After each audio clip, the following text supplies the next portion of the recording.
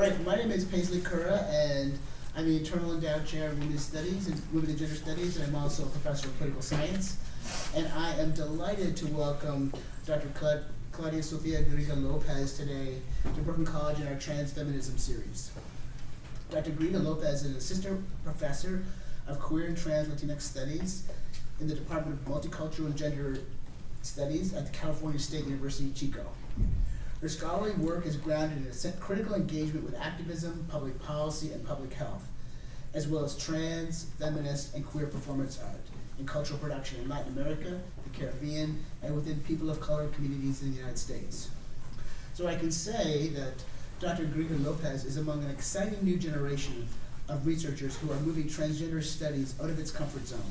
Trans studies in its first iterations tended to privilege theory over empirical work and text-based humanities over historical investigations. Moreover, whiteness often functioned as the implicit norm in these primarily theoretical projects. Happily, however, emerging scholars such as Dr. Garriga-López are shifting the field in important and original ways. Indeed, her work is an exemplar of this new wave of scholarship, putting marginalized voices at its forefront and decentering the questions and frameworks that have driven the scholarship, focused as it has been on the US and Europe. So the talk today, I want to just point out, is co-sponsored by the Ethel R. Wolf Institute for the Humanities, the Department of History, and the Department of Puerto Rican and Latino Studies. So won't you please join me in welcoming Dr. Garriga-López.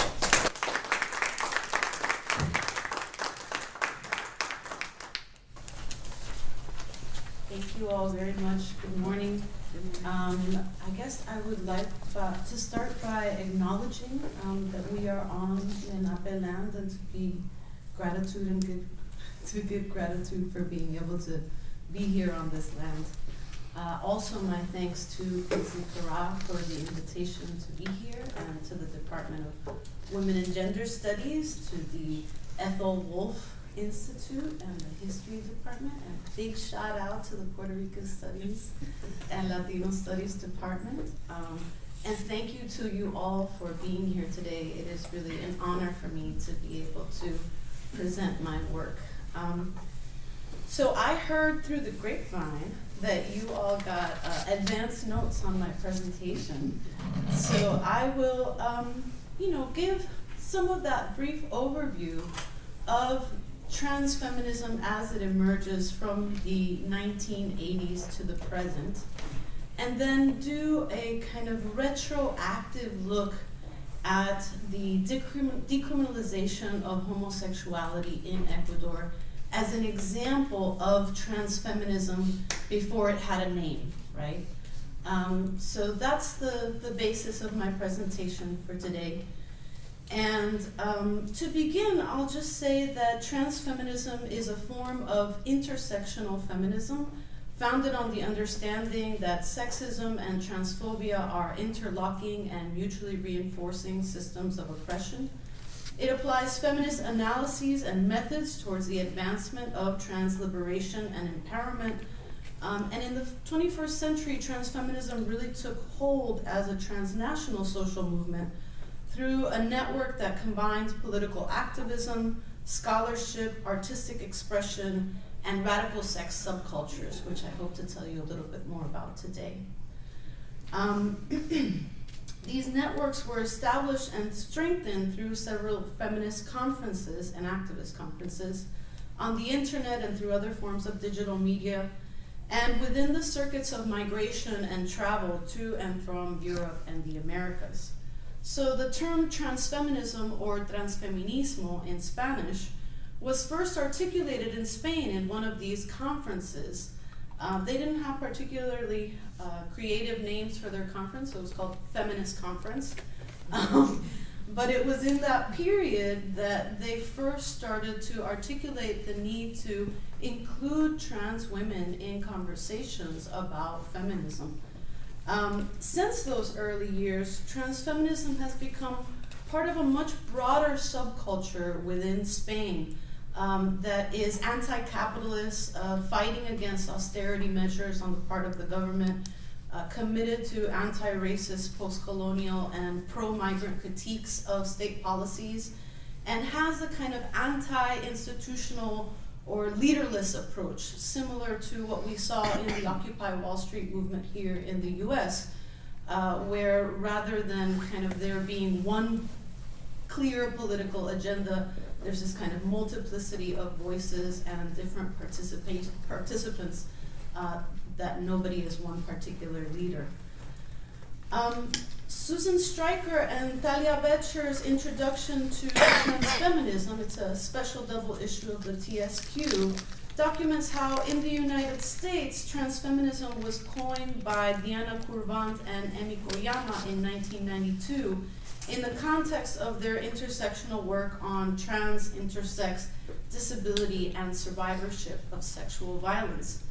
One of my recurring points throughout this presentation will be that women of color feminisms are central to the rise of transfeminism, and so I'll take a moment here to point out that Emi Koyama is Japanese American. And she published her Transfeminist Manifesto online in 2001. That circulated enormously throughout Latin America and various other places. And in it, she described transfeminism as a movement by and for trans women who view their liberation to be intrinsically linked to the liberation of all women and beyond. Susan Stryker and Talia Betcher note that transfeminism in the United States is often associated, Paisley Corral also talks about this quite a bit, with a kind of third wave of feminist critique or politics that embraces a kind of sex radical, sex positive approach that supports the decriminalization of sex work and sex worker empowerment, and that kind of takes a more decentralized approach to questions of identity.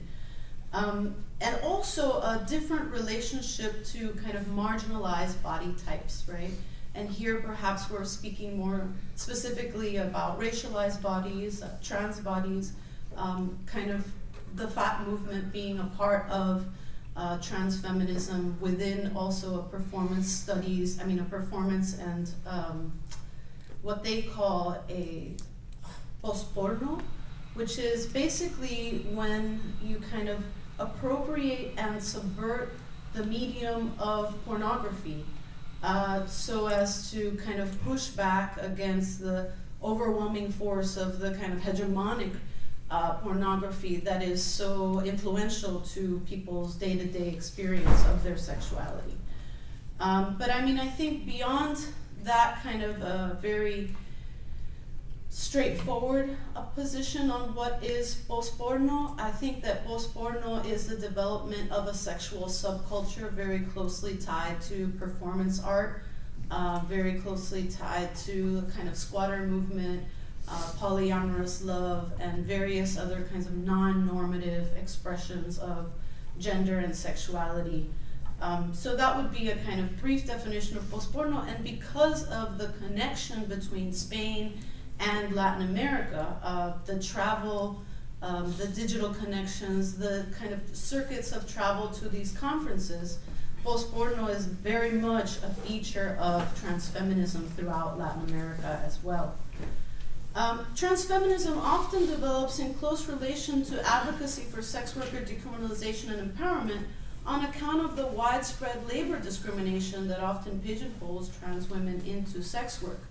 As Rajeswari Sundararajan notes in the context of India, the criminalization of these economic activities brings sex workers into an immediate, constant, and pressing proximity to the police and other state institutions. In Ecuador, transfeminism first emerged in 2002 as a grassroots resistance to police abuse against trans sex workers. This was known as the Patrulla Legal. It was formed by a group of law students, specifically Elizabeth Vasquez, who on her way home from night classes would routinely pass by a group of trans sex workers, and one day very literally decided to kind of cross the parallel line between herself and the existence of these trans sex workers and engage them in a kind of grassroots political education that was mutual and reciprocal, and that led to the formation of these troops that would travel throughout the night and kind of mediate conflicts with the police who were prone to arbitrary arrests as well as abuse on the street, extortion, and document these abuses, try and mediate them on the spot, and kind of work towards establishing a safer working environment for trans sex workers and other sex workers as well. There was a large effort to build coalition with sex worker organizations that were already in place, like Boquitas Rojas, for example. The direct engagement with the police and the legal system was kind of grounded in the experience of these trans sex workers, kind of provided the environment in which a particular set of explicitly transfeminist activist strategies flourished. So my broader research project offers a kind of recuperative history of transfeminist activism over the past 2 decades with a specific focus on the work of trans sex workers to kind of combat police violence through the use of interpersonal and community-based mediation, cultural and aesthetic production, and legal subversion. So in that first period of 2002 to 2012, many of their actions were kind of geared towards stopping police abuse. And as they were able to gain a little more communication with these street-level police officers as well as their commanders, it actually turned into a series of workshops that were conducted with the Quito police on how to interact respectfully with trans people, and as well including guidelines within the police handbook to kind of call people by their names that they give as opposed to the names that are listed on their IDs, and by the gender pronouns that they give instead of what's listed on their IDs. And of course, this is all complicated, right? Because it's not about making it easier or more correct for the police to harass sex workers, but it certainly did have an impact in the immediate moment to reduce the level of police harassment. And I think that even though that was kind of a policy level or a reform level approach where transfeminism attempts to be a very interpersonal and anti-institutional approach, I will say that the main tactic that they engaged with was conversing with the lowest level police officers and understanding that they in and of themselves act as a kind of first guard of the law, and that they can be reasoned with in a way, and that they are also part of the street scene.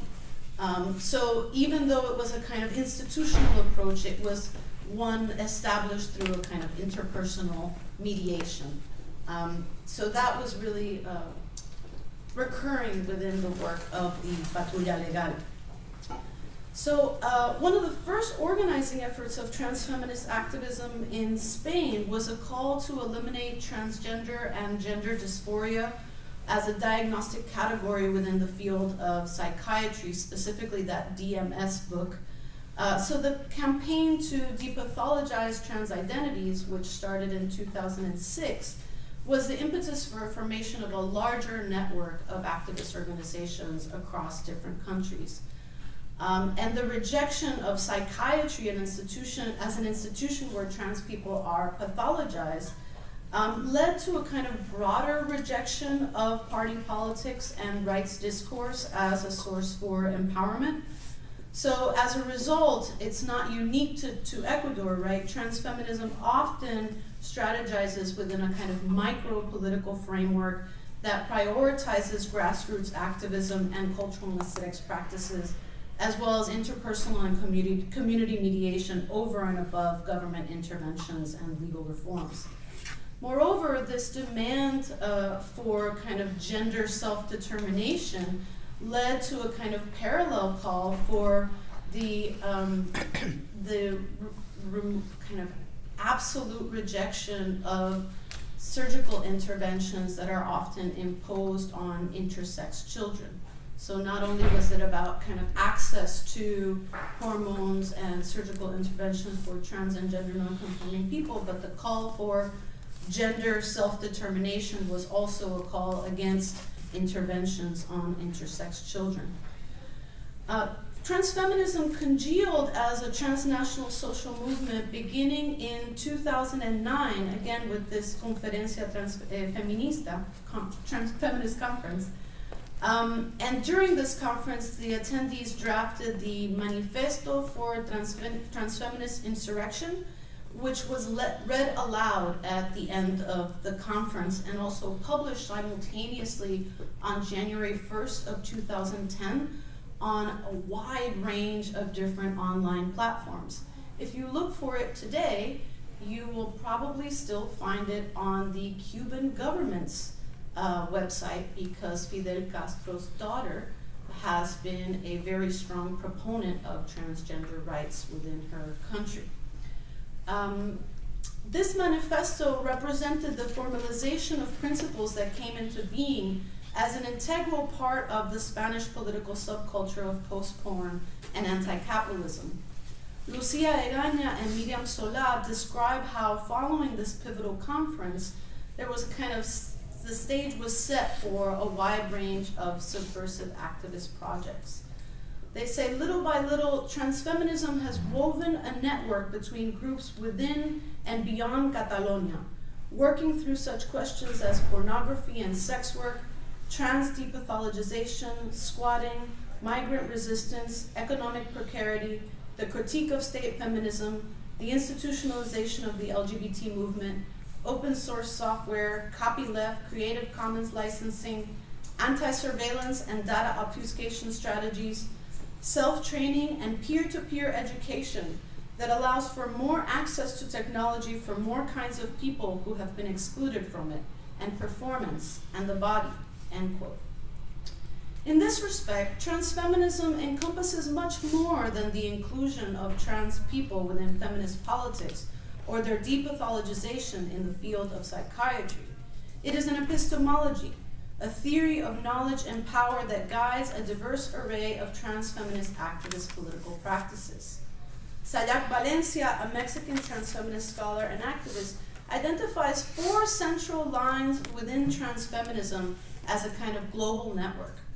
And the first she lists is women of color feminism, then post-pornographic and anti-capitalist subcultures from Spain, the global movement to end the pathologization of trans and intersex people, and a sustained commitment to the empowerment of migrants and people living in conditions of poverty or social marginalization. This last connection is less obvious but highly significant because migration is a recurring feature within the lived experience of sex workers. As Laura Agustin's research demonstrates, feminist debates regarding the criminalization versus legalization of sex work are often kind of lacking an understanding of how migration policy is a systemic source of disenfranchisement for sex workers that makes this question of legalization sort of beside the point. Let's see. These different points of inflection within transfeminism each speak to the material conditions of trans people's lives and their means of daily survival as migrants and sex workers, as ethnic and racial minorities in their home and host countries, and as people whose marginalization within capitalist economies leads them to form micro-political networks of mutual support and empowerment and self-directed action, or autogestión, as it's known in Spanish.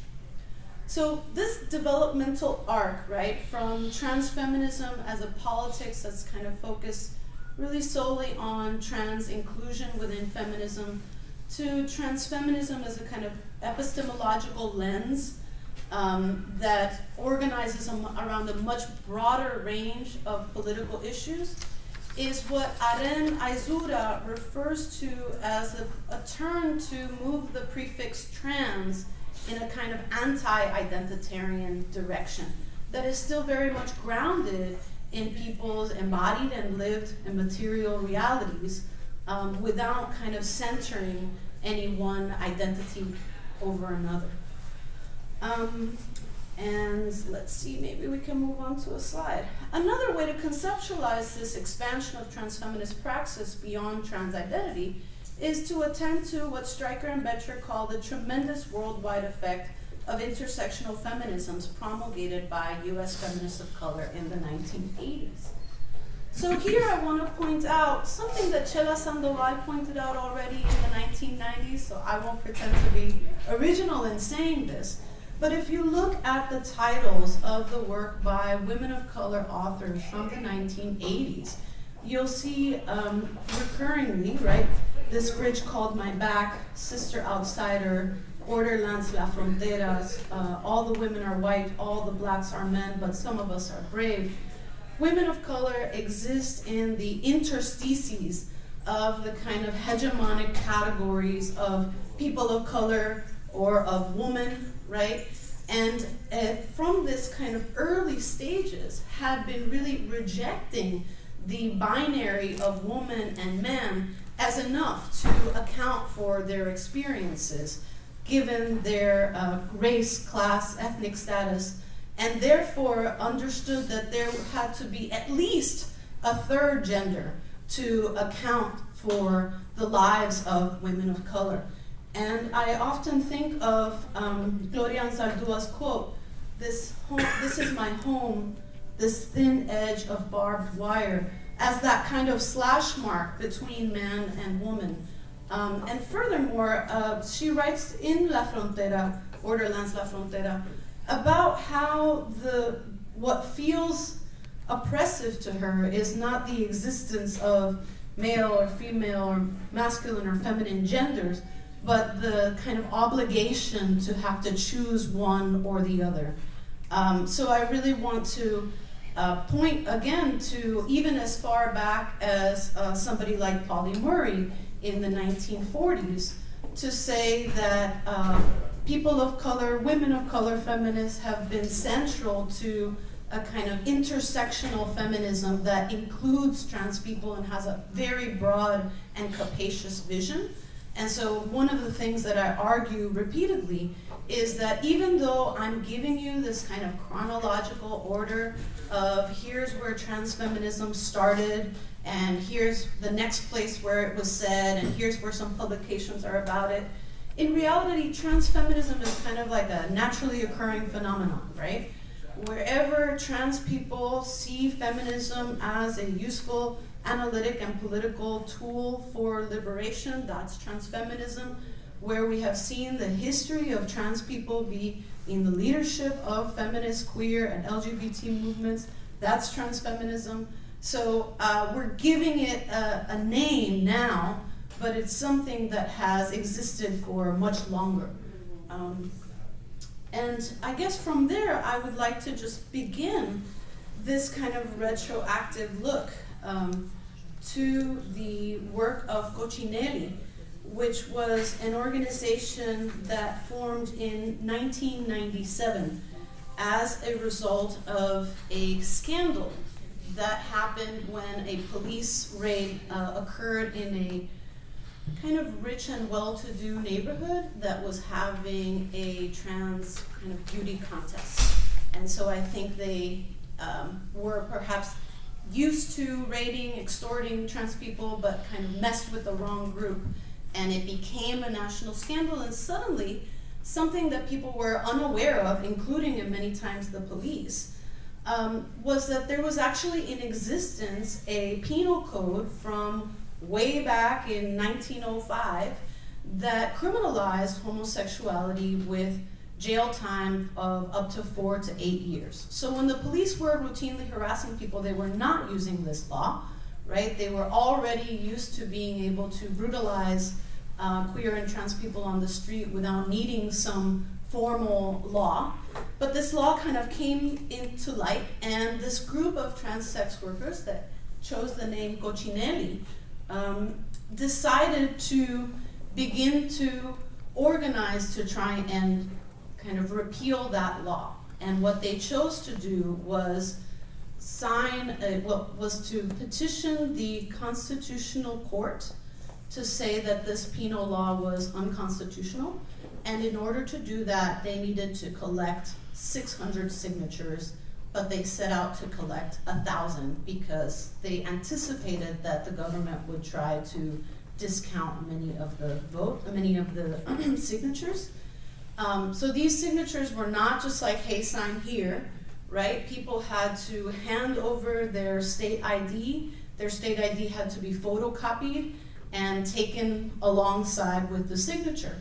And much to the dismay of the Cochinelli members, many of the kind of nascent underground lesbian and gay organizations that were around did not want to participate in collecting signatures and did not so much as want to sign the petition themselves for fear that it would lead to them being outed, and instead wanted to kind of engage in, this was the first time that Alexis Ponce, the lawyer who carried this constitutional demand, said it was the first time he had heard the word lobbying, because the gay and lesbian groups were saying, no, we should lobby and instead push forward a kind of national legislation, which would of course been a much longer process and subject to the kinds of whims of the different political parties. So they decided to pursue this strategy of collecting signatures, and they had a very bold tactic, which was to stand on street corners and say, hey, you, sign this, right? And I interviewed Estela Estreves, and she told me that at that time there wasn't really enough time on the street to say, this is Article 516, this is how we're harassed by the police, this is what it means to be gay or to be trans. Instead, they would say our rights were violated. And given that the police were in a position of extorting the population as a whole, right, their claims of police abuse went unquestioned, and people were willing to sign those documents. So this photo that we have here is of the members of Cochinelli attending a weekly vigil of the Restrepo brothers. The Restrepo brothers were two teenage boys who were kidnapped and murdered by the police. Their family were Colombian, and there's some suspicion that them being kind of not from Ecuador had something to do with their murder. But the reality is that they were kind of at the wrong place at the wrong time, right? They were without their parents driving their car, and whatever happened, these boys were never found. And their parents were so deeply distraught by the disappearance of their children that they absolutely refused the kind of usual dismissal of, political dissidents or criminality that are usually attributed to people who are disappeared by the police. That kind of, well, they must have been doing something, right? Well, these boys were too well loved, too well adjusted, too well known for that to really fly. And the parents, more than anything, dedicated the rest of their lives to seeking out justice for their kids. So the members of Cochinelli attended many of these weekly vigils. And here we see that the caption of this photo, this is from a newspaper clipping in 1997, says that this was the first kind of queer or trans march, gay march that happened in Ecuador. And even though there was only 20 people who actually marched down the street, they were able to collect 300 signatures that night. And it's because the march ended at the plaza where the family held its weekly vigil, and the people who attended those weekly vigils had seen them around enough, right, to have a sense of solidarity and kind of collective movement with these trans sex workers who were also being very deeply brutalized by the police. So that was a really big turning point for them. And also importantly, Alexis Ponce, who was the person who brought forth that lawsuit to the Constitutional Court, was also a representative for the family members of the Restrepo brothers. So Ecuador being a small place, there's a lot of kind of overlap about who does the environmental work, who does the queer justice work, who does all this kind of different stuff. I really wanted to share this image with all of y'all because I think that for me, this was one of the most beautiful findings in my kind of archival research.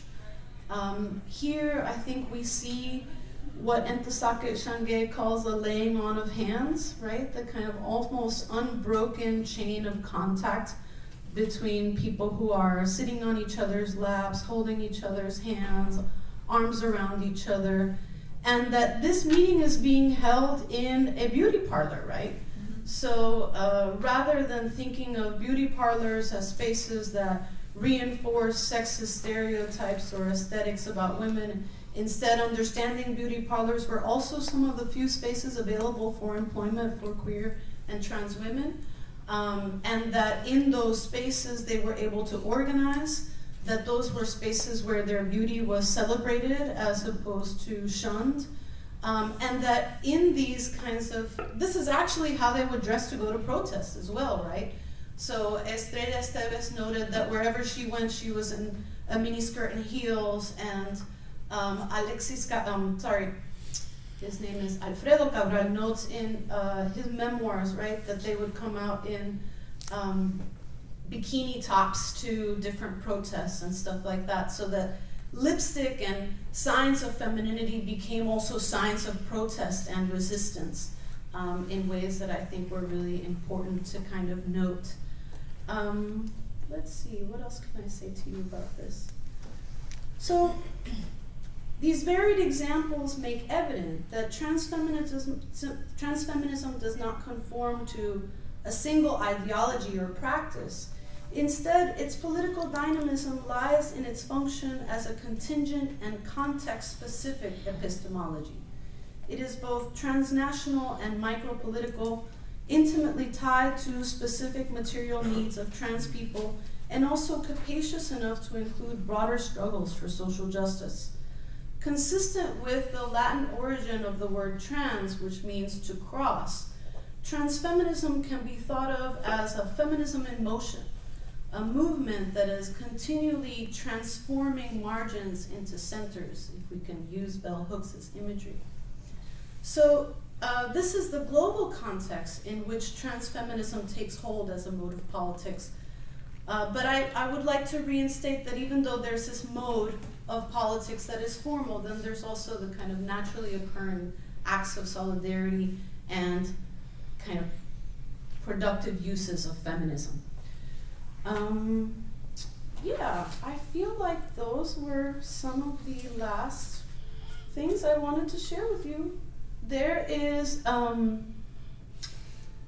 name is Paulina Gonzalez, and I guess what I would say about her is if you see how this image is organized, right? This is a very kind of joyful moment. There's a lot of smiles. There's some desire going on, right? There's not a lot of tension. This is right here, the presidential palace. This is not a space of sex work, but this is a space of protest. This is where the weekly vigils were held.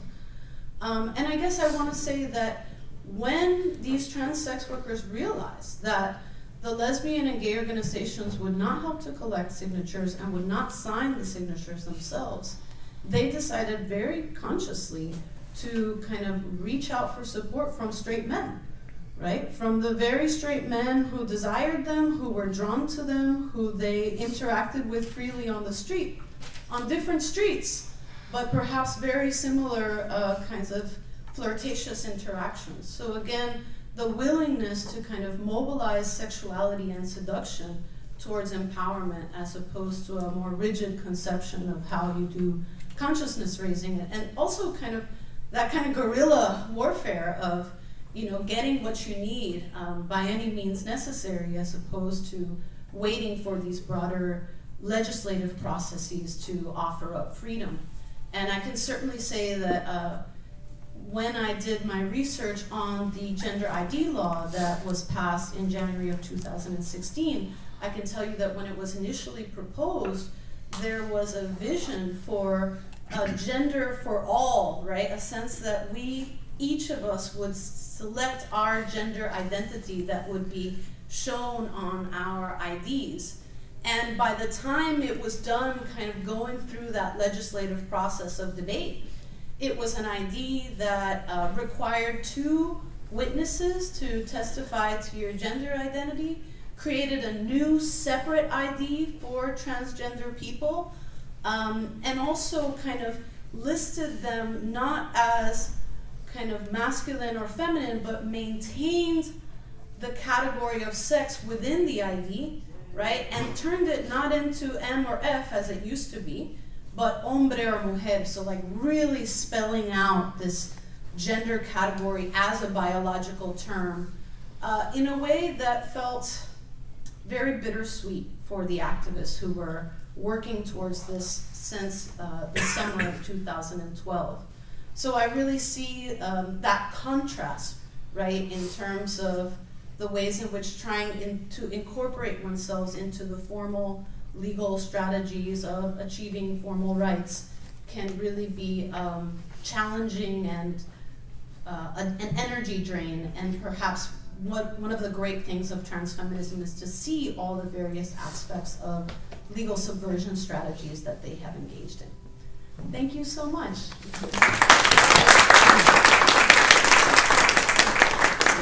So we have time for questions, and I know especially my class is prepared, but they better be. But questions, and Professor, you can just choose the. Okay.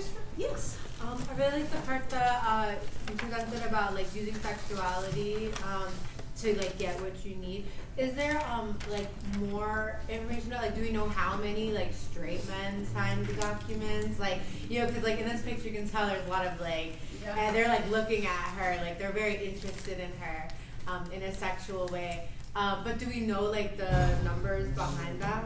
You know, I don't. Those are the kinds of documents that go into the court and don't come back. And I haven't had a chance to kind of access Alexis Ponce's legal records. What I will say is that I have access to Gonzalo Abarca's extensive photographic record, and that this was one of various photos that I have, especially newspaper clippings, that show trans women kind of surrounded by straight men who are smiling right into the camera and signing the document in support of the decriminalization of homosexuality. Thank you for that question. Anybody else? You can have lots of pauses, Jeff. Sure. Hi, I was wondering, since 2016, has there been any improvement with the IDs? And has it benefited in any way, given the... You know, I feel that in some way it has encouraged more people to get an ID.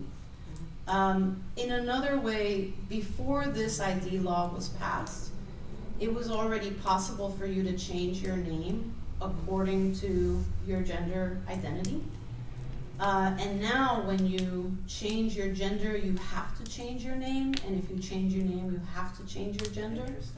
So I think depending on who you ask, people will tell you, yes, you know, before, even though you could change your name, there wasn't an official policy that said so. Therefore, it was always kind of hit or miss in terms of whether the lawyer could really argue it. There's a difference between needing to get a lawyer to be able to change your name versus it being an administrative process that has some restrictions to it, but is nevertheless available to people who don't have the income to purchase a private lawyer.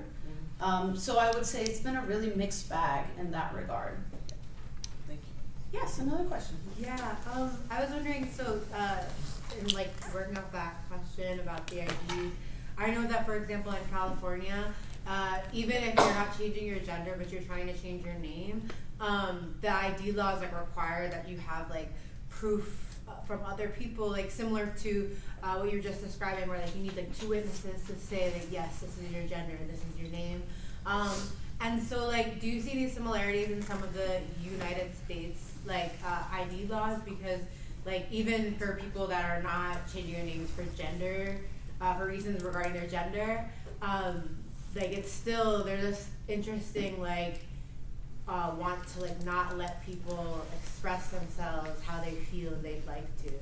Absolutely. I mean, I think this is part of the transfeminist critique, right? Is why are we listing gender or sex on IDs, these are categories of social control and categorization that make us easier to pinpoint and measure, but that don't actually give some specific benefit to us, right? And it's very much being required to fit into one or another. There are trends within activism, especially within legal activism. So yeah, absolutely, people realize that there's this thing called administrative violence, and if your gender doesn't match the things that are in your identification documents, then this limits your access to housing, healthcare, education, employment, all these things that matter, right? And at the same time as they are doing that, they're incorporating themselves into the logics of respectability politics that say, we are citizens, we are workers, we are students, we are respectable people that demand to kind of be acknowledged within society. And so as trans becomes more normalized, it also becomes more normalizing. And we see that in terms of these very specific restrictions around what you need to prove in order to be considered trans, and also a kind of rejection of the gender non-binary or kind of in-between positions, right? Where I think that there's recent conversation, especially by Cole Risky, for example, who kind of points out that where trans attempts to be this universal category that encompasses any racial, class, ethnic, cultural, whatever background, to really center our focus in Latin America and the Caribbean on the figure of travesti, which is of course not all-encompassing of all trans people, right? But is an example of an identity that is very geographically specific, that is very much racialized as Black, that is connected to sex work in explicit ways, and perhaps most importantly for the purpose of this question, that explicitly refuses to kind of take on the, yes, I am a woman, in order to have a political voice, in order to be represented and active within the kind of daily politics of the country or of any place. Yes? So in one of the classes I'm taking for PROS, we're exploring Chicana testimonials, and we're exploring like criticisms of advocacy for sex work within feminism, because some feminists argue that advocating for sex work is counterproductive because you're advocating for something that is oppressive towards women. I disagree with that, but I wanted to know, like, from a trans feminist perspective, how do you defend yourself from that criticism of like, oh, you're advocating for something that harms you? Sure. Thank you very much for that question. And it's certainly a very complicated question, because within the sex work industry, we do see an enormous amount of violence against sex workers and exploitation of them as laborers, right? I think that the trans feminist perspective simply says that we have seen over and over again how criminalization only worsens these conditions, only makes their poverty deeper, their exploitation greater, and that when we look towards decriminalization, not even necessarily legalization, which kind of leads to this all codification, we see that there are self-organized networks of support. There's like a website on called Pineapple that is self-organized sex workers providing each other with mental health services. They managed to get funding from Pornhub and all those companies that owe them, right? And do that on their own. So that when we decriminalize, we actually make space for their self-organized practices of empowerment. I guess I want to turn your question a little bit to the question of migration, because certainly there's a camp that says, you know, all sex work, all pornography is violence against women. It's irredeemable and irrecuperable, and it's based in that kind of extensive history of exploitation that they see a solution to in the abolition and criminalization of sex work, right? On the other hand, we have a kind of camp that says, in order to address those aspects that are exploitative, we need to kind of bring it out from the underground and make it so that we can talk about these things openly without risk of being stigmatized, arrested, what have you. Laura Agustin says you're both missing the point, right? The great majority of sex workers are migrants, right? At least in the European context that she's talking about. And if you are a migrant, if you are undocumented, then you do not have the right to work, period, right? So decriminalization will perhaps help to limit the ways in which you are targeted, but legalization will not necessarily increase the likelihood that you are no longer targeted by state agents, right? And so I like to say, you know, if what you want is to abolish sex work, then here's some testimonies of people who say, well, I was working at a restaurant and then there was an ICE raid and now I'm doing this, right? And if you want to work towards the decriminalization of sex workers in an effective way, then you actually need to look to migration policy as that systemic source of disenfranchisement for sex workers. So I really appreciate her perspective because she kind of takes us away from this debate about whether it's always oppressors or whether there's some way it can be empowering or what the context is, to kind of say, here's the lived reality of sex workers and how can we address those conditions in order to improve their quality of lives according to their terms, you know? Thank you for that question. Yes? I was wondering if we think of that image, the words or the label came up, the desire within straight men. Why using straight men? Why not saying the desire within queer men? Is there something about that move that you're doing? Sure. I appreciate that question. I feel like I read these men as straight men. And I think that we could talk about them as part of the queer community. And I think that oftentimes there is a great stigma against men who partner or have romantic or sexual relations with trans women, and that it's important for us to be welcoming of those men into the queer community. So I appreciate your question. And I would say that I admit that I did not put too much thought into calling them straight versus queer, except to say that they live their lives as straight men. They are not necessarily carrying around a gay flag, and they were explicitly not the people who were organizing around that identity. Instead, they were men who were responding to their desire for women as their kind of primary impetus to approach them. Yes. I'm sorry, I asked. You're on fire. Come on. Talking about La Frontera, like in that book, there's a lot about what it's like to be on the border and how, you know, you cross the barbed wire fence and all of a sudden, like, you can't speak the language, you don't understand. Like the people and the culture is different and everything.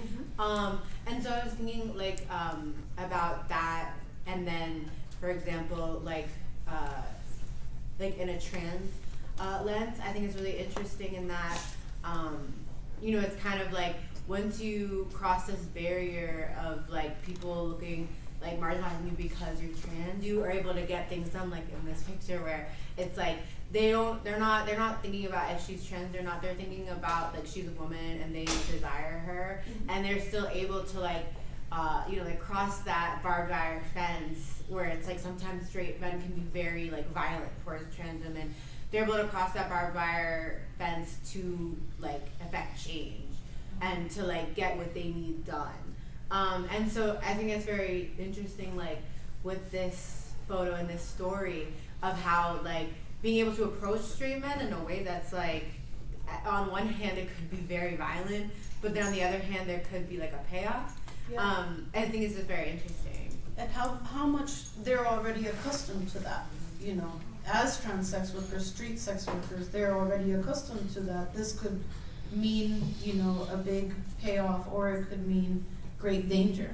And I will say that they were subject to increased police harassment during the time that they were collecting these signatures. And they actually held what they labeled as the world's shortest press conference, where they kind of called in the national media and essentially announced that if one more of their members was disappeared or tortured in jail, they were going to release lists of all of the police chiefs and members who were their clients. So, you know, they were in fact taking on great personal risk in order to do this. And what you said just brought me back to your question, right? They were mobilizing straight privilege, right? Gay people were too afraid, reasonably, right, of persecution to really sign on to this kind of public document. But straight men did not have a sense that their identity would somehow be outed as queer from having signed this document, right? And I want to also remind us of the work that they did to build solidarity with the families of the Restrepo brothers and other people who were disappeared, as to say they weren't only mobilizing their sexuality, right? But they were really thinking outside of the box in terms of how to collect the signatures that they needed. And I really appreciate you bringing us back to the work of Gloria Anzaldúa and other authors of color, that absolutely they were managing many in-between spaces, right? In between language, geography, gender, culture, and really kind of, I think, articulating the politics of intersectionality before we had a word for it, articulating transfeminism before we had the term to describe it that way. But certainly we, instead of viewing transfeminism as something that emerges out of a European and North American white context, we understand that actually there is great continuity between the work of women of color feminists and transfeminism today, that we need not accept the kinds of racist stereotypes that position people of color as somehow more transphobic or more homophobic than any other community. And at the same time recognize that transfeminism is one component of feminism, and there's also the trans-exclusionary radical feminists, and then there's a whole range of other feminists who are not defined within this debate, right? Who cannot adequately be said to not engage in transphobia just because they're not externally saying things that are exclusionary of trans people. So to understand that there's kind of many other layers of feminism that have yet to really engage this topic of transfeminism, and that it's kind of a perennial conflict that emerges, but that I think we're much better positioned in this third wave to respond to. Yes? Thank you. This was so wonderful. Thank you for that. Thank you very much.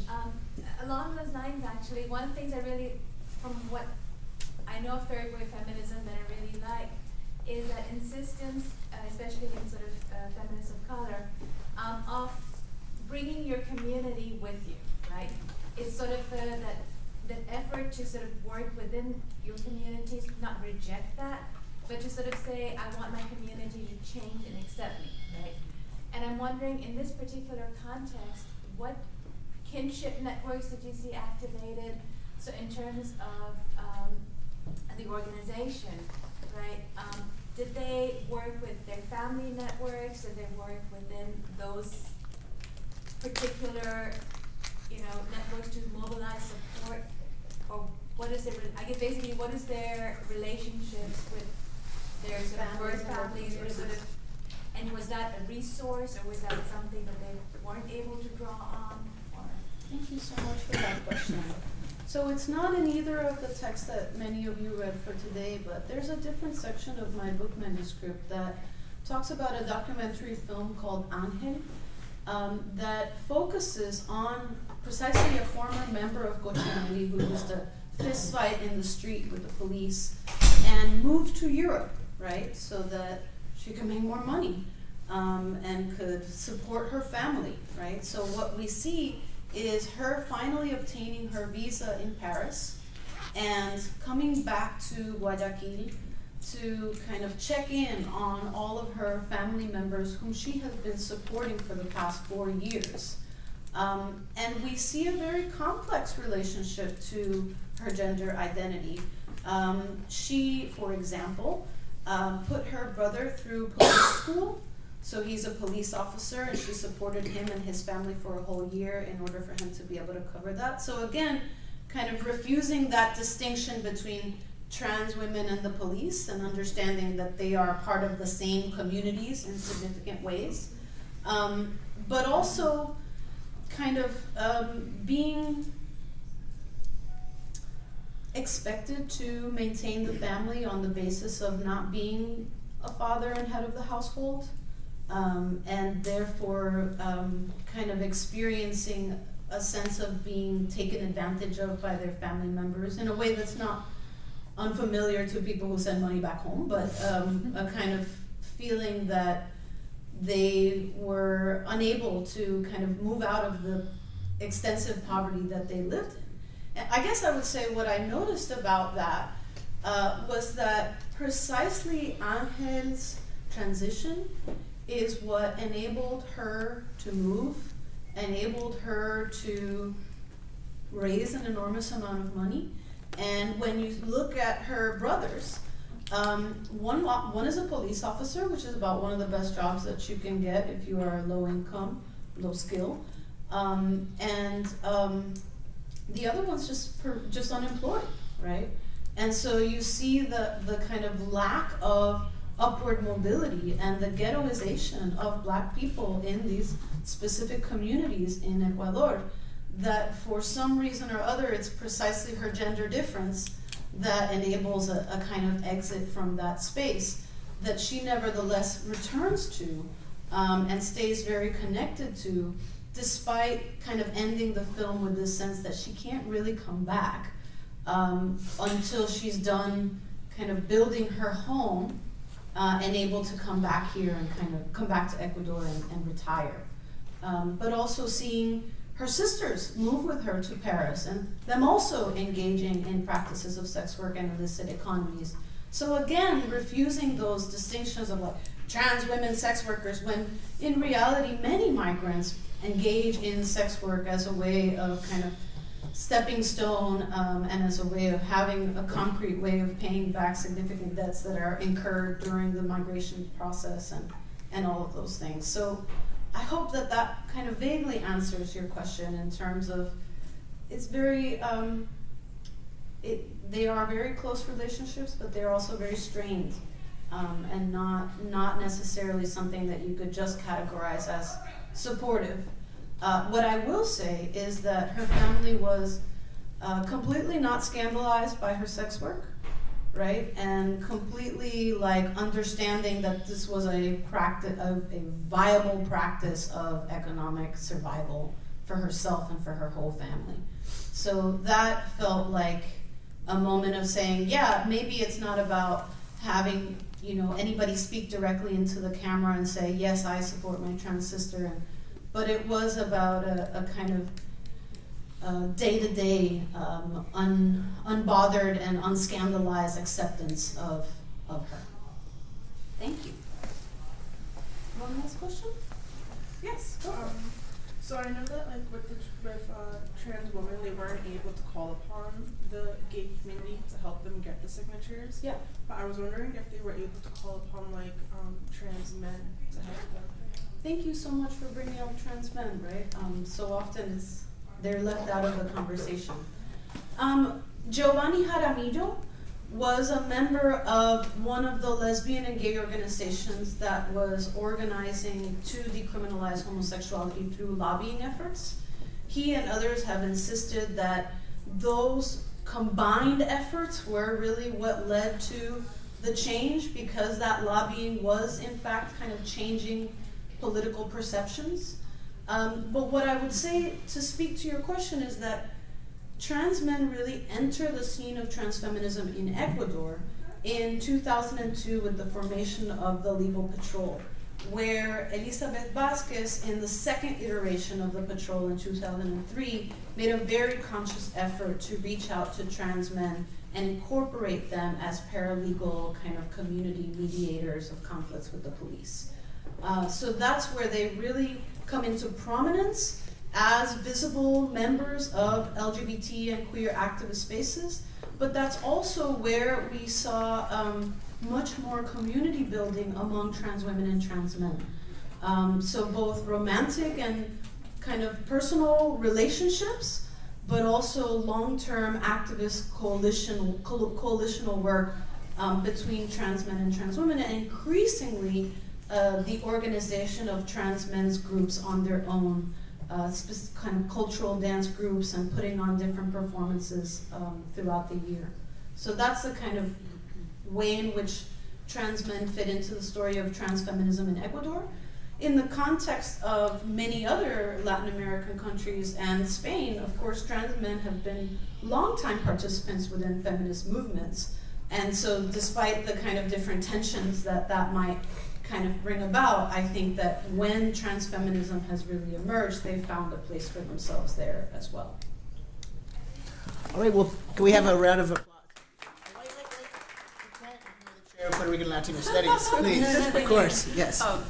Well, we know that there is this the stereotype of machismo and marianismo, are equated sort of with Latin America. We know that that's not true. It's everywhere. Yeah. But can you sort of just speak to those cultural gender role expectations, particularly because Ecuador, smack in the middle of Latin America, part of it, the cultural pushback. I mean, you're saying that they got straight men, or apparently sort of straight men to sign off, but I'm assuming that they had many challenges, and that these people were very brave to actually walk up to someone and say, "Hey, give me your photo ID, give me your signature," because while some might not have cared because they were straight men, some would definitely never do that because they were straight men. So Yeah. I mean, absolutely. Ecuador is a predominantly Catholic country. It is a country where sexism and homophobia are the norm, above kind of gender and sexual liberation politics.